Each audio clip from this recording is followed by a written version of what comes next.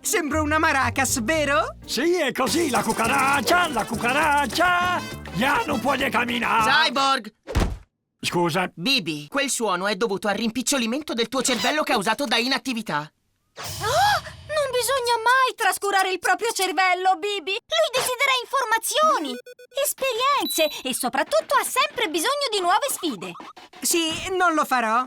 Io e lui non andiamo d'accordo e mi mette sempre nei guai. ehi, come può metterti nei guai? Ah, voi ragazzi parlate di continuo della mia mente sconnessa e mi dite che ho la testa tra le nuvole. Beh, è tutta colpa del mio cervello. A lui piace andarsene in giro. Se potesse, andrebbe via per sempre e non ritornerebbe più. Ecco perché lo mantengo debole, così non scappa. Mi dispiace, Bibi, ma la tua negligenza è inaccettabile. Devi iniziare subito a usare la testa. Usare la testa? Ah, vorrà dire che ci proverò.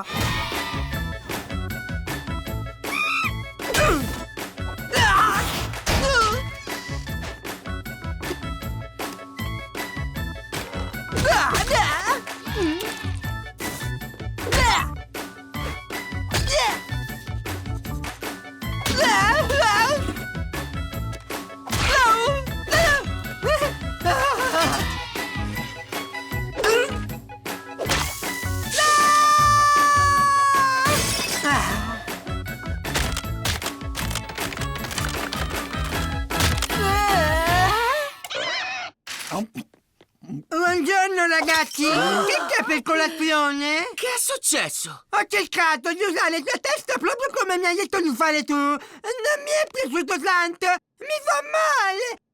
Però ho ancora il suono del mio faraglio, no?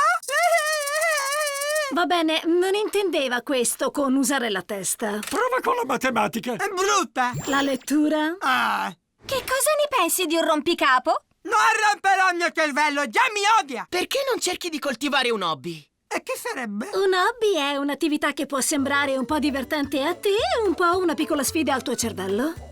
Ah, io e lui che facciamo qualcosa insieme. Ah, noi dobbiamo parlarne.